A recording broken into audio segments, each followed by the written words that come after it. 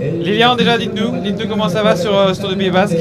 Ça va, la santé, la forme est bonne. Après, c'est vrai que c'est une course où il y a une densité au niveau des grimpeurs punchers assez énorme. Quasiment tout le gratin international est ici sur cette course. Et ouais, moi, c'est la première fois. C'est vrai que le Pays Basque, il a une petite mauvaise réputation parce que c'est une course début avril et que souvent il y a de la pluie et des routes sinueuses. Mais là, cette semaine, ça se passe vraiment très bien.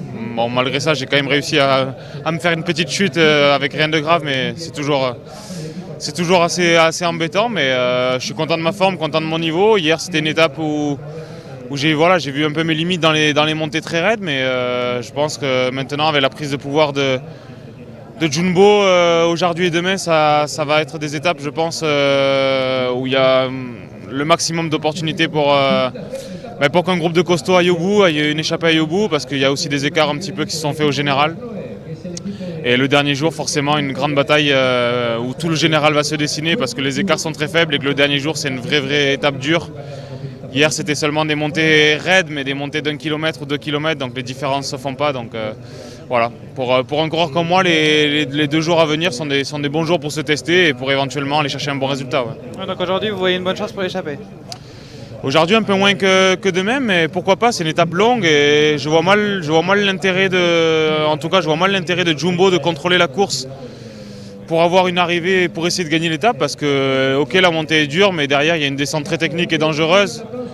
Donc Vingegaard, il a le leadership, il a un peu de temps, donc il n'a aucun intérêt à se mettre en danger avec les bonifications et à se mettre en danger dans la descente. Et surtout, il doit garder une équipe très forte et très solidaire le dernier jour parce que c'est là où il sera attaqué, c'est là où il sera sûrement isolé. Donc si c'est pas Jumbo, ça sera sûrement une autre équipe, une équipe comme Movistar pour Aramburu, mais la montée, c'est pas la même montée qu'il y a 2 jours qui était assez roulante, c'est une montée plus difficile. Donc voilà, il y a toujours une équipe pour rouler comme on dit, mais en tout cas, je pense que ouais, c'est une opportunité. Ouais. Et juste un dernier mot sur cette dernière montée. Elle vous plaît pas? Elle me plaît si je suis dans un groupe d'échappés parce que depuis le début de saison, je l'ai montré, j'ai la forme. Donc voilà, en ayant un groupe de costauds, je sais pas, de 8-10 coureurs, je peux être parmi les meilleurs coureurs ou le meilleur coureur sur une montée comme ça et essayer d'aller au bout.